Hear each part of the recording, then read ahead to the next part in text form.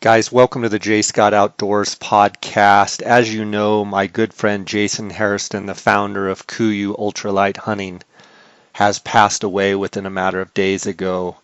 And the whole hunting community is in shock. All his family and friends obviously are in shock, and we're just so distraught about the tragedy that's happened. And I've tried on my Instagram account some of the hunts that I was on with Jason. I have tried to bring out some of those videos where people could see the guy that he was, and just try and shed light on some of the things that he accomplished and that he did. And I got to thinking, I had done a bunch of podcasts with Jason, and so what I'm going to do is I'm going to go back and find some of the better podcasts that I did with Jason, and I'm going to bring them back to you. And I think I've been listening to them myself, and I've gotten a lot of value out of them. And I've been able to reminisce about Jason and the guy that he was and the passion that he had for the hunting business. And I just think a lot of people are going to get a lot of value out of listening to what he had to say, whether you're building a business, whether you're hunting, whether you're, whatever you're doing. I think there's lots of great tidbits throughout these podcasts. So, guys, on Instagram, I love the hashtag KUIU Strong. And I also, Jason's family has asked in lieu of flowers or anything like that to donate to the CTE studies and foundation. They're studying the effects of CTE, and I'm going to put a link for that in these show notes. And to all of Jason's, to the whole KUIU Nation, to Jason's family and friends, this is a very, very difficult time, and I thought one of the best ways to highlight some of the things that Jason has done is to bring back his own voice and to replay some of these podcast episodes. So it's going to be tough to listen to, but I think in listening to all of these, I've just gotten a new appreciation for some of the things that he stood for and what have you. I want to thank you guys, the listeners, for this podcast, your loyalty to this podcast. And I also want to thank the sponsors of this podcast. Obviously, KUIU, Ultralight Hunting, KUIU.com. Jason Hairston and his whole crew over there at KUIU has been a sponsor of my podcast for many years now. And I want to thank them for their sponsorship. And I want to let you guys know that Jason surrounded himself with a great team. And he's got a great staff over at KUIU. And yes, losing the founder, losing the president, Jason was a huge part of the success at KUIU, but he does have a phenomenal team. The team is rallying. I was over there for the funeral and was able to talk with a lot of the employees and a lot of the staff at KUIU, and they are rallying. They are going to help Jason's legacy live on, and I think they're going to do a phenomenal job. So I appreciate all of you guys' support, the KUIU Nation support of KUIU, and I want to thank KUIU for their sponsorship of the podcast. You can go to KUIU.com and check out all of the different products there. And I also want to thank GoHunt.com. Cody Nelson, who is the glassing guru and the optics authority, is the new optics manager at GoHunt.com Gear Shop. You can call Cody directly for info sales at 702-847-8747, extension 2, or email Cody at optics, OPTICS, at GoHunt.com. Cody has promised me that he's going to take care of the J. Scott Outdoors listeners, so make sure to give Cody a call if you have any optics needs, whether it's spotting scopes, binoculars, rifle scopes, tripods, etc. Also, Canyon Coolers. Use the J. Scott promo code to get a 10% off all Canyon Coolers products. Go to canyoncoolers.com. Canyoncoolers.com. Use the J. Scott promo code to get 10% off all orders. Guys, let's get right to these episodes, and I appreciate your support.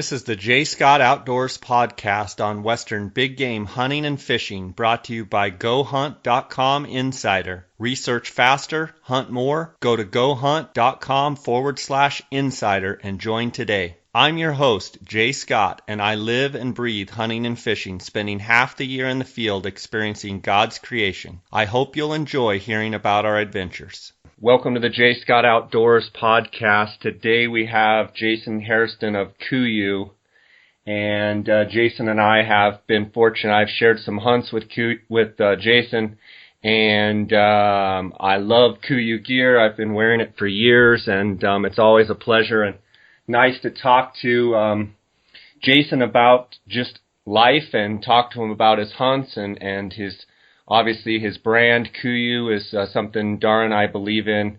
And Jason, how you doing today? Jay, I'm good. Thanks for having me back on. This is officially my second podcast. Yes, this is awesome.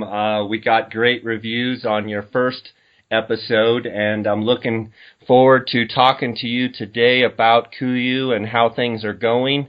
First, I'd like to say thanks for all of the great stuff that you guys have been kicking out this summer. And I've been wearing the Peloton stuff and really like it. I was actually up on the Frying Pan River today in Colorado fishing, and when I got out of the truck, it was like 46 degrees, and was layered up, and we had a great day fishing, caught some really nice fish, and I got some great pictures, and just a beautiful time to be here in Colorado. But I really like that Peloton stuff. Yeah, I do too. I've been searching for knits, synthetic knits from day one, and I had yet to find anything other than Polar Tech that I thought really fit the bill for Kuyu, and was light and was warm and had a performance level that I felt was indicative of the Kuyu brand, and had been pushing Toray to work with some of these Prime Flex yarns that we have in our pants. And they started from ground zero on re-engineering these yarns into a knit program. And Toray, being Toray, took some thoughts that I had around it and then put it on steroids in what they created for us in a program that we introduced as Peloton. It's awesome stuff. Every time we come out with something new, I say it's my favorite. And right now, Peloton's is my favorite. It's really cool stuff. It's light, it's warm, it dries fast. The three different pieces work well together and make a great little layering system. And that 240 gets rid of my soft shell jacket and is lighter and more compact, and it moves with your body a little bit better. Yeah, it's got a real nice fit, and it's got a lot of stretch to it. I really like it. Jason, tell me, obviously I've been in love with the merino wool for some time now, but tell me on your own personal hunts, maybe where you would wear merino wool, and then maybe where you would wear Peloton. Merino, I love our merino wool base layers for the reasons of the merino's base protein is keratin protein, and it's antimicrobial by nature. And so what I love about it is it feels great against your skin over multiple days in the same shirt, and the odor stays out of that product. When I first realized that we needed a synthetic knit program was when I was hunting in New Zealand, maybe 2 or 3 years ago, with Sean Allison. And Sean and an old crusty old Kiwi guide that was with Sean, I can't even remember his name. The guy was classic. And they're both wearing synthetic base layers. And I was shocked, being the home of merino wool. And their comments on the merino was it just doesn't dry out, which we all know to be true because it's hydrophilic, meaning it's going to pull the moisture in off your skin into the fabric and will hold moisture, but it'll keep you dry because your or keep you warm when it's wet because your skin's dry because it's pulling it off your skin.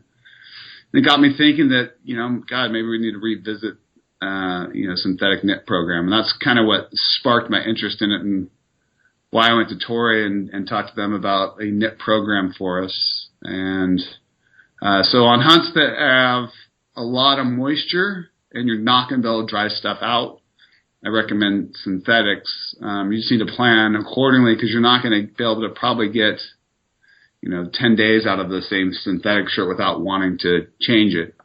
So you're going to need to bring, 2 or 3 base layer shirts within the system.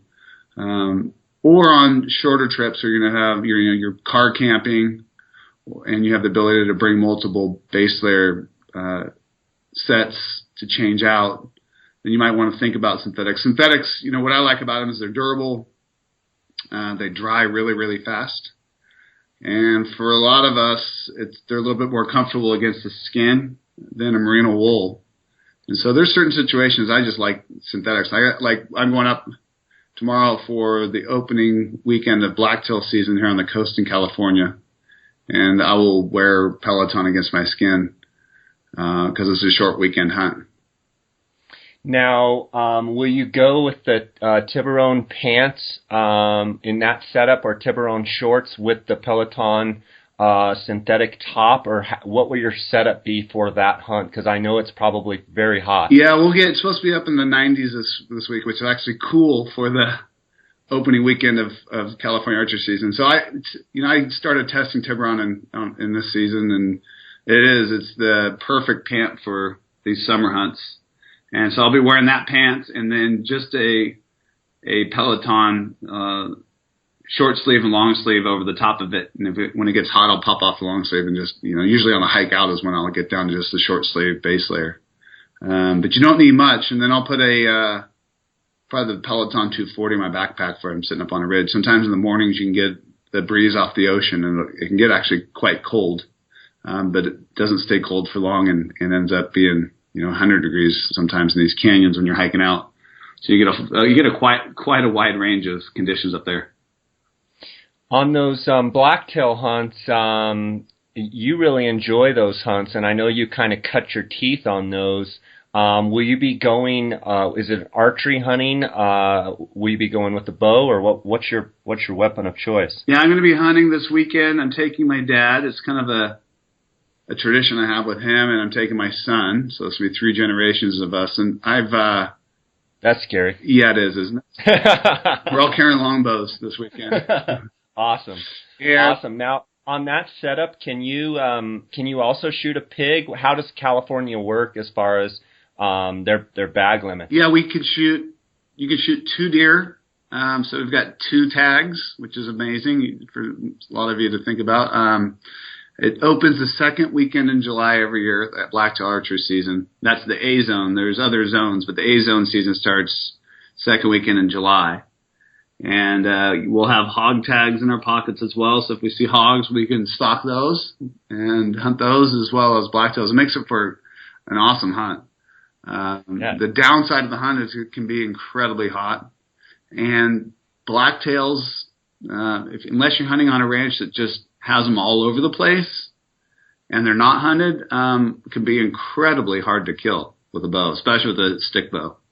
They're really inconsistent as far as their movements and their patterns, and a buck you'll see in one spot one day, you go back there and look for him the next day, he's never there.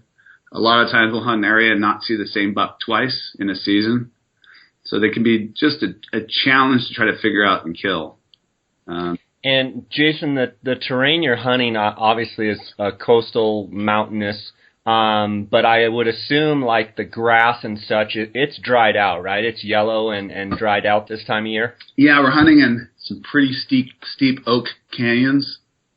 So you've got oak trees with oak leaves that have fallen off and are all over the ground, which are really noisy. You've got dried out grass, and then you've got thick brush.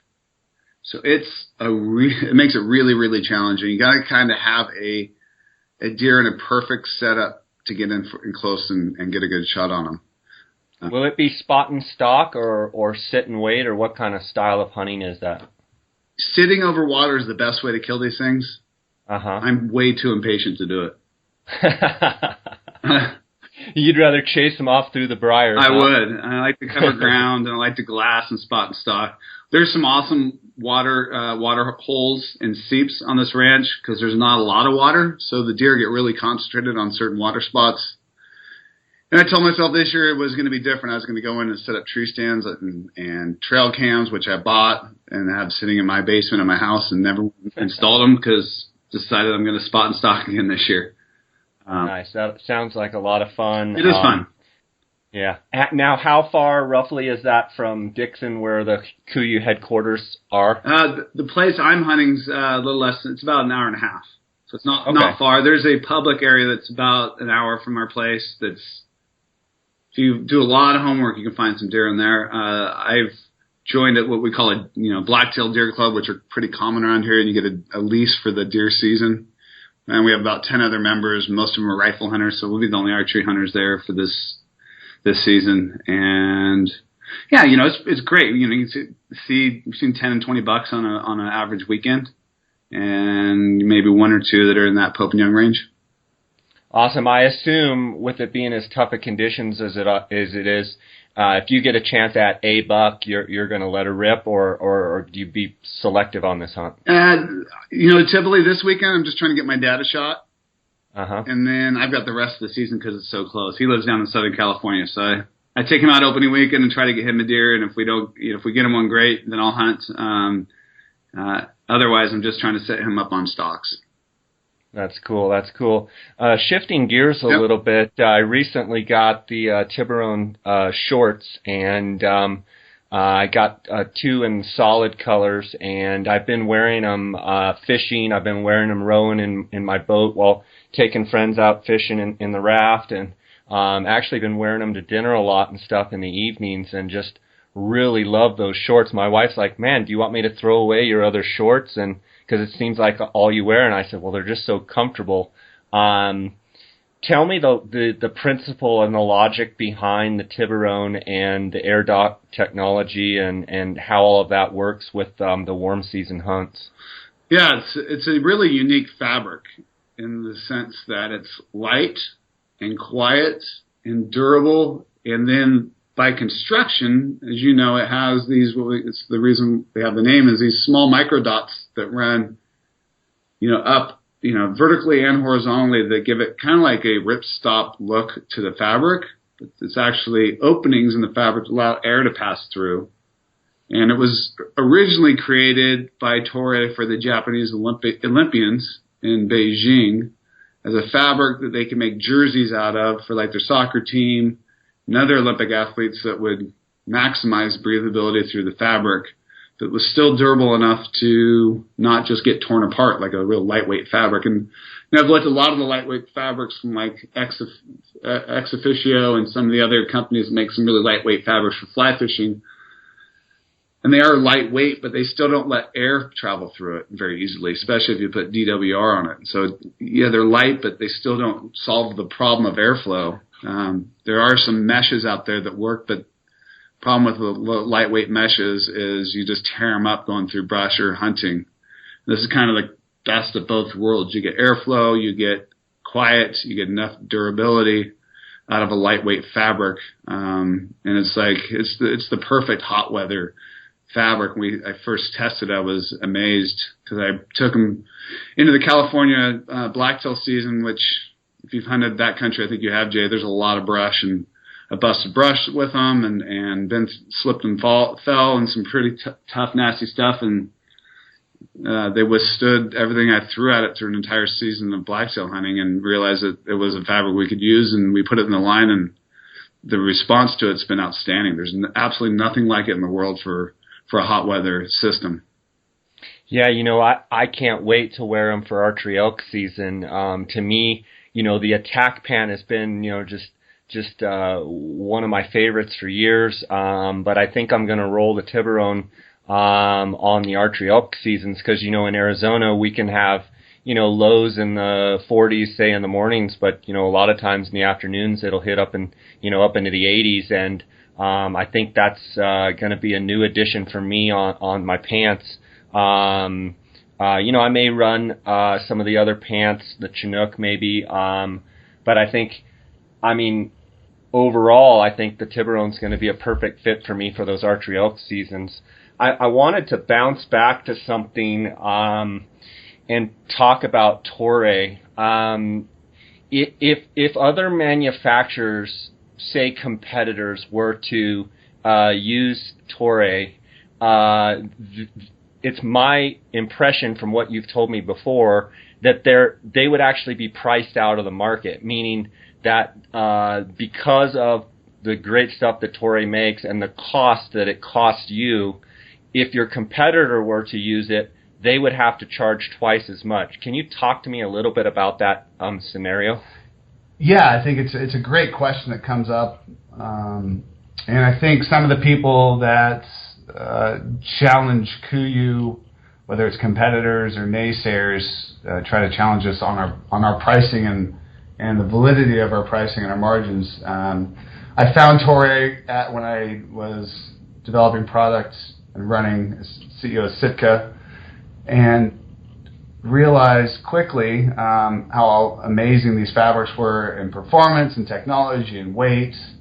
There was lots of advantages around the patents they have on their materials, and quickly built a layering system out of Toray fabrics and tried financially to make it work. But we're talking about fabrics, head-to-head comparison, like on stretch wovens, the fabrics we were running at Sitka were $4 and $5, and the Toray fabrics were $14 and $15.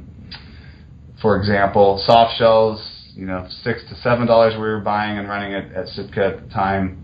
We're comparing to $17 and $18 soft shells at Toray, and you start running the math out on that, and you can't make it work unless you can get $300 for a stretch woven hunting pant and $400 or $500 for a soft shell jacket and $1,000 for rain gear, and it just wouldn't pencil and work in the current business model that we're in Sitka. And so when Gore bought Sitka from us, it's the whole reason why I started KUIU as a consumer direct model, was to take these fabrics to market, because I knew how great they were, and I knew if someone could find a way to get Toray to the market at a price that people could afford, they'd have a winning business. And it's exactly what we've done, and exactly why KUIU has been so successful.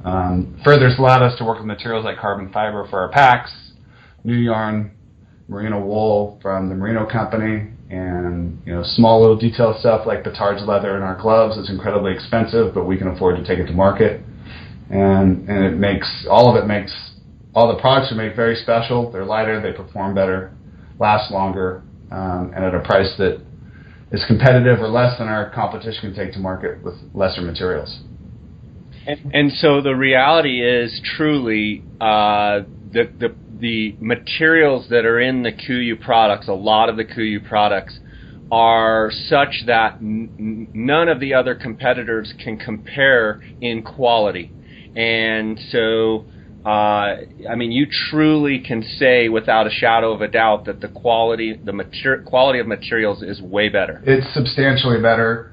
Better in our, KUIU's, the lineup of fabrics that we use at KUIU, materials that we use at KUIU, nobody in any market that makes technical performance wear can compete with what we have head to head. Whether it's hunting, whether it's outdoor, you can't. What we run in our program is the best in the world, bar none.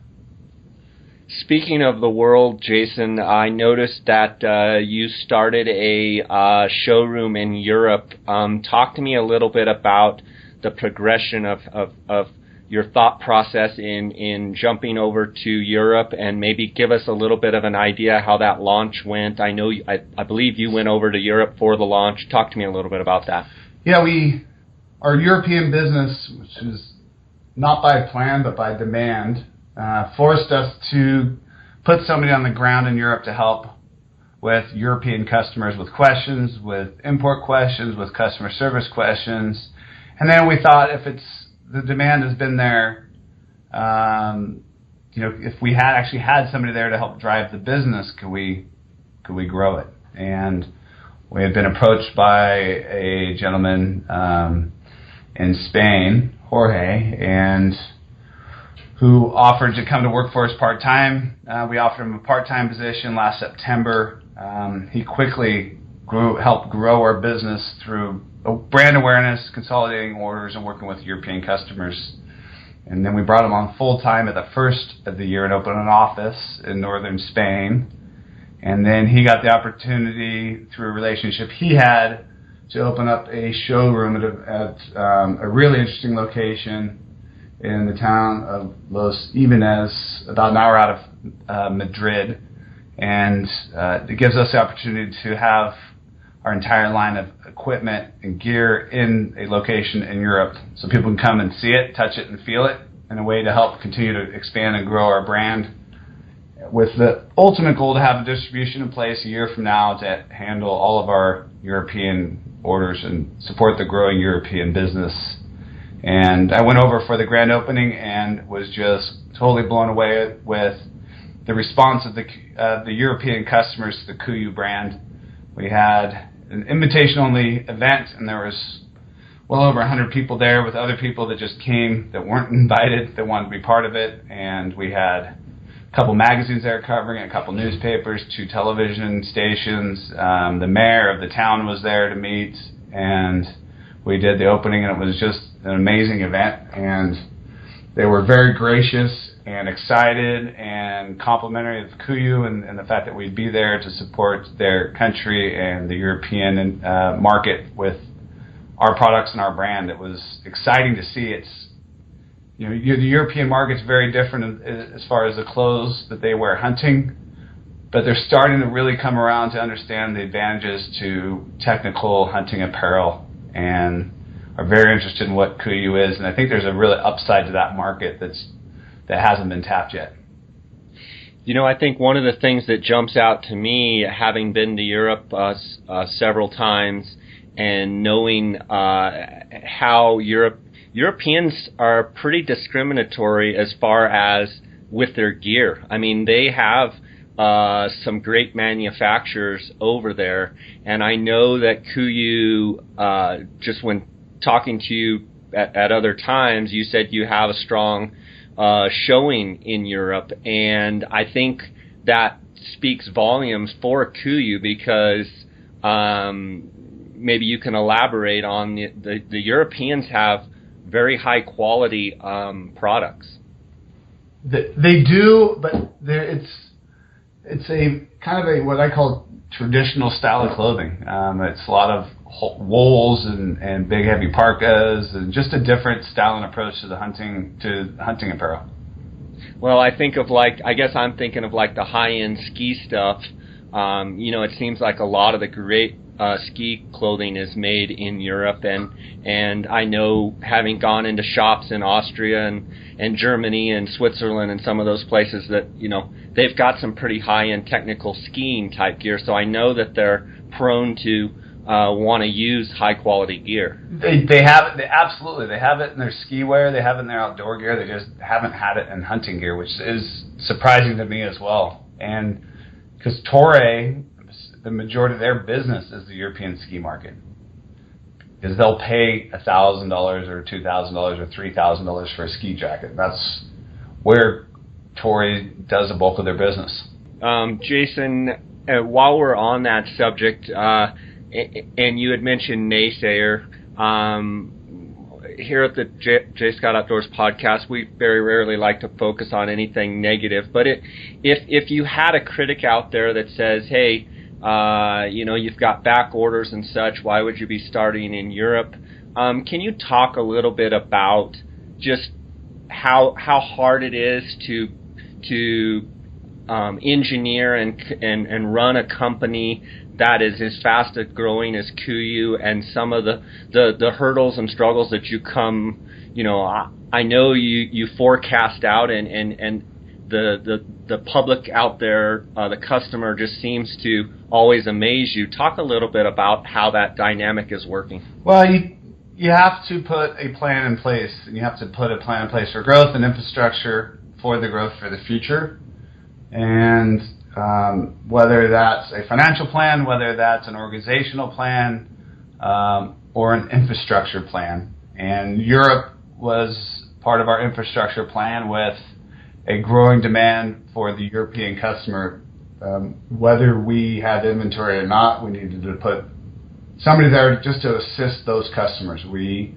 Our hours are so different language barriers being different, we felt like we could help our customers there by having a representative there that they could contact, whether it was warranty, whether it was questions, whether it was help with an order.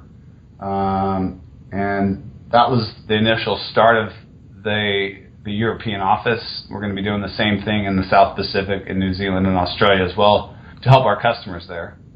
And as far as just growing and planning a business, I've always, for KUIU, I'm not wanting to chase demand by bringing on investors and diluting the company to chase demand and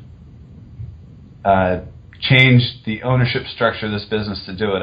I feel like for a long-term business, which I want KUIU to be, the smartest way to grow this thing is to hit my growth targets every year and plan accordingly around that, and not overextend myself or the company financially, which is very, very dangerous, very easy to do, and it's a very easy way to lose a business. And having gone through the challenges I went through with a lot of different partners and investors at Sitka that we raised money to chase demand, I want to do this different and stay in control of the company, which I have, and get us to a point to where we will eventually catch up to the demands that is there.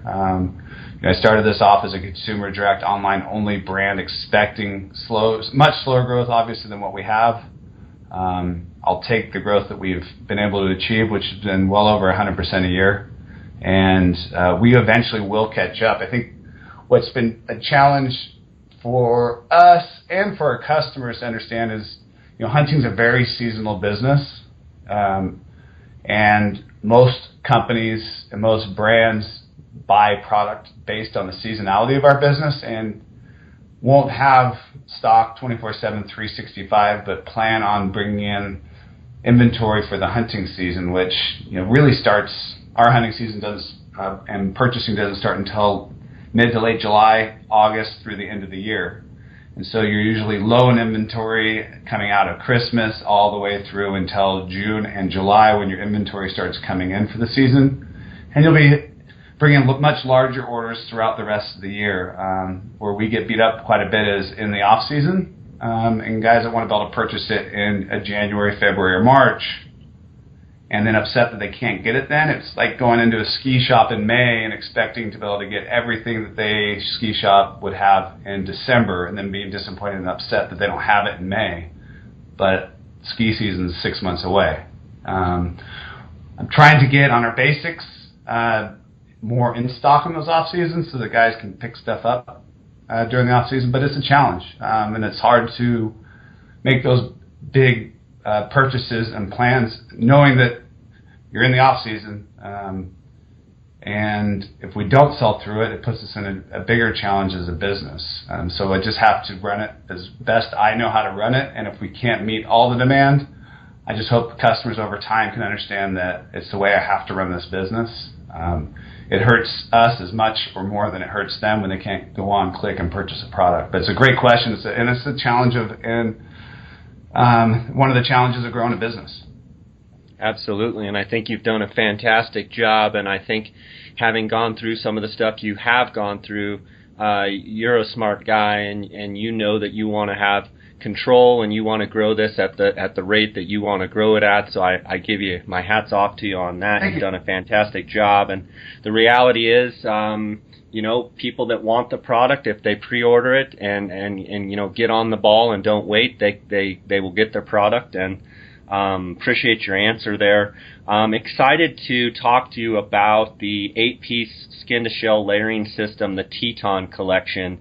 And first and foremost, talk to me a little bit about how that developed over time, and then go into the Teton collection, sure, please. Yeah, Teton was an idea I've had since the beginning of KUIU. I built this business model around working with these really expensive materials that I couldn't take to market because of the retail business model before KUIU. But I always thought in the back of my mind, what if we took fabrics that are on the same or similar performance and price structure of what I bought previously with Sitka or what our competitors are buying, and dropped them into our business model and took them out to market for customers that couldn't afford the competitors' pricing or couldn't afford KUIU's pricing, but still wanted to have great quality gear at a great value, and felt like we were mature enough as a business to consider it. And last year, Toray came to us with a program that they called TSD, which is Sports Division Fabrics, which are made to go into North American retail market. And they, on a quality and performance level, I would argue that they're as good or better. I like them better than what I bought when I was buying fabrics at Sitka. And because they're based under Toray, and Toray's technologies and how they build fabrics is better than any of the other Taiwanese suppliers that I've worked with in the past. And felt like it was something to do for a couple of reasons. One, to give people choices on price and performance. Not everybody needs the performance of Toray Primeplex yarns or Stunner Stretch yarns that perform so well in the most extreme conditions in the world. And that it was a good thing for this market to have a choice for these guys at a price that more people could afford. It also was a smart business move for KUIU. Anytime we can reset the bar on pricing and performance, it puts pressure on our competition, allows us to gain more market share, makes us a stronger business. And I felt like, looking at the whole program with Teton, we weren't going down market because it's on a performance level of our competition, if not better. It gives our customers choices and lets us kind of put a stake in the ground as far as where pricing should be or could be if there wasn't the retailers selling products that were similar to our competition, if that makes sense. Yeah, absolutely. So, I mean, you have the Teton, you have a short sleeve crew, long sleeve crew, the Teton Zip Tee. In talking about those three right there, so those, you feel like those are comparable, but you feel they're better than the competition fabrics that they're using? I know they're better. If you look at just the fabric makeup on those, it's 100% polyester, where most companies that are running, their base layer programs are going to have elastic in those materials. Ours is 100% polyester. It's a Toray fabric, so they're going to dry incredibly fast. They're backed by our warranty. They're cut and sewn in our same factories that are cutting and sewing our other products, so I know it's the highest quality cut and sew you can get. And all those things together, they're just flat out better at a price that is wholesale. It's the same price that Cabela's is buying it from our competition. Yeah, I mean, you're talking, $34.99, $44.99, and $54.99. Those are very, very reasonable prices for great quality products. Yeah, for what you're getting, it's incredible prices. Yep. And then you've got the Teton Stretch Woven Pant, the Soft Shell Jacket, the Teton Rain Pant. So, Teton Rain Jacket, and then a Teton Insulated Jacket. Curious about the Teton Insulated Jacket. What material is that? So that's 100% stretch polyester. And then we've got the Toray 3D FX inside of it as the insulation. So it's uncoated, so you got the same, great breathability advantages to Toray 3D FX that we have in our Kenai. So it is a polyester fabric, so it's not going to be quite as durable as our Kenai. But it's an awesome piece for the money. And this stuff will blow people away when they get it in their hands.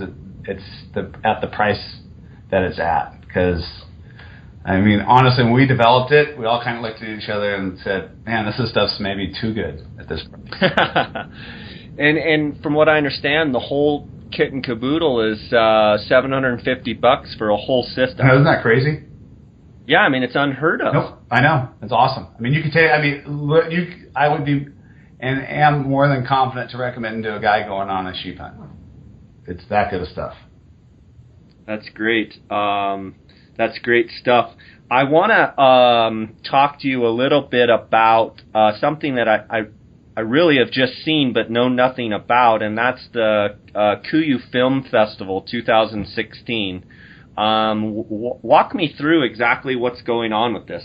Well, that's a good question. We've been getting a lot of customers that have been sending us links to videos that they've shot, edited, and thrown up on YouTube or Hunter Vids or Vimeo, and sitting there one day with Blaze, our videographer, and Pat, who looks at a lot of these videos that come in, and we said, let's start a film festival for these guys. Let's give them something back for shooting and editing and putting a film up, and let's put it in one spot. We'll have them submit them to us. We'll go through and pick our favorites, and then we'll throw them up on our website, and then let the public vote on their favorites and give out some amazing awards for their hard work.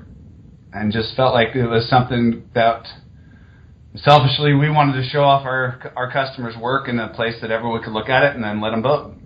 That sounds like an awesome deal. I can't wait. You're probably going to get some incredible content there, and I'm excited to see what comes in. So I'm going to be eagerly anticipating that.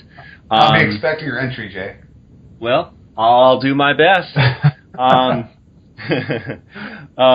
What are some of the pieces in the KUIU line that have had either a major change or overhaul for the better in your mind? Meaning, I know, knowing you personally, you are nonstop trying to tinker and change things and make it for the better.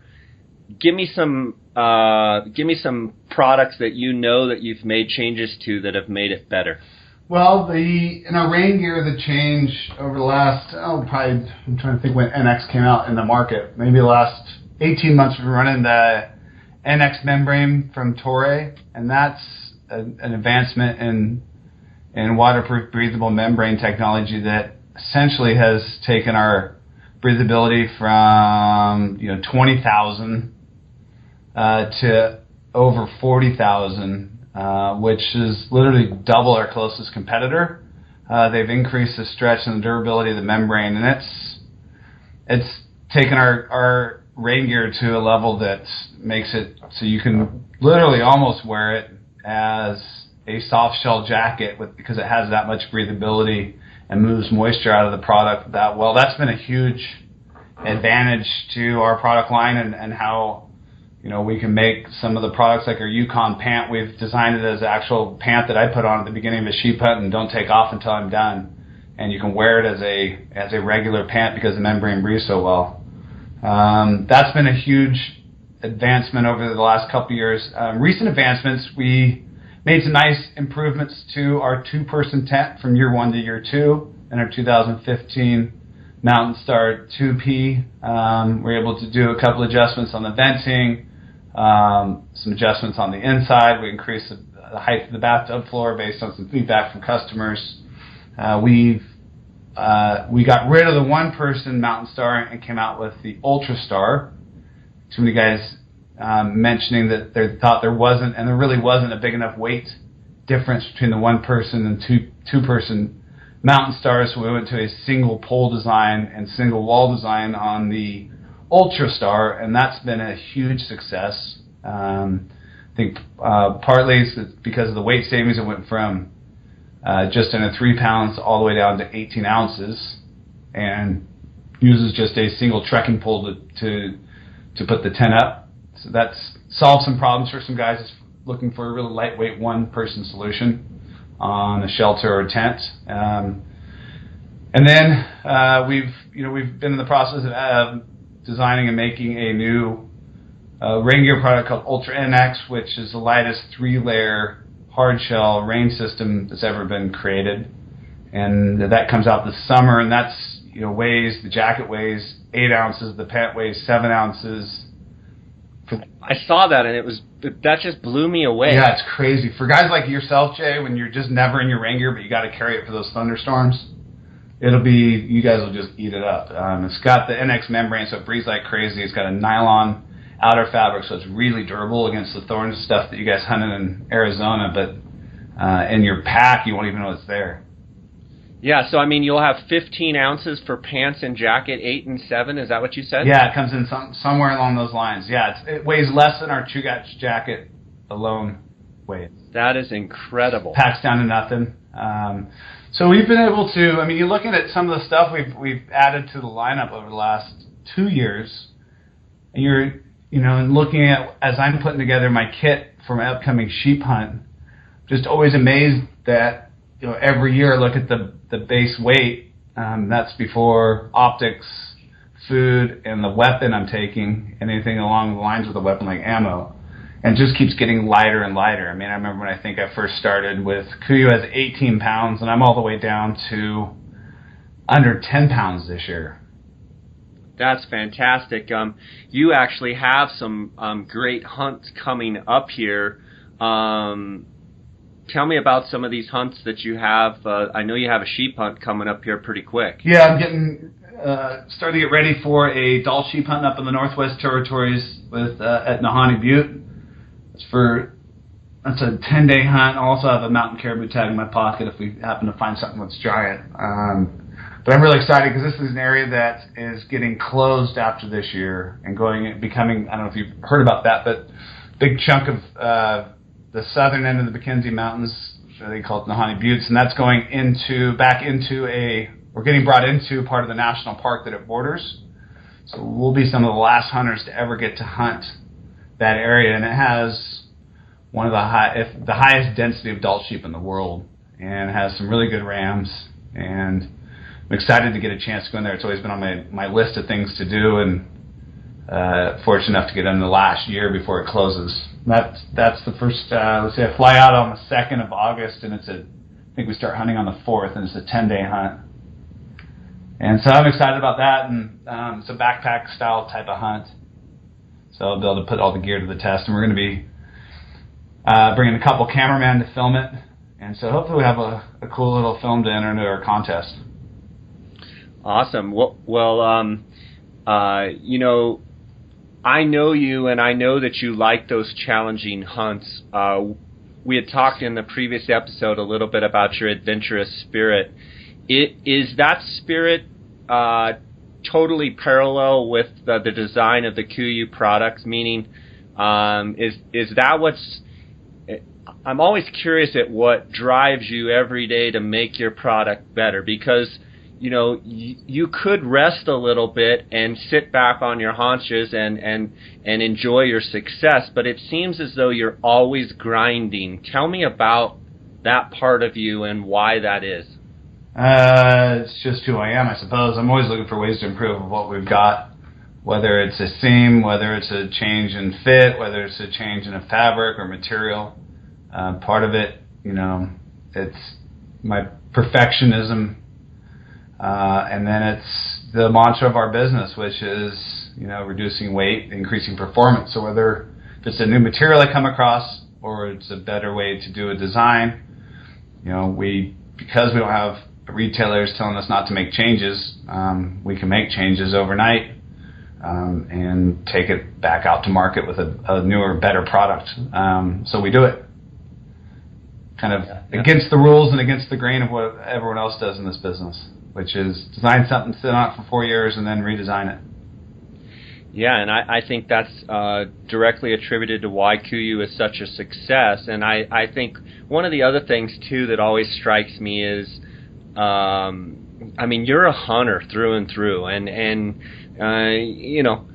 not talking bad about anybody else at all, but, in reality, I just don't see the competition having the hands-on knowledge and the I'm going to beat it up mentality.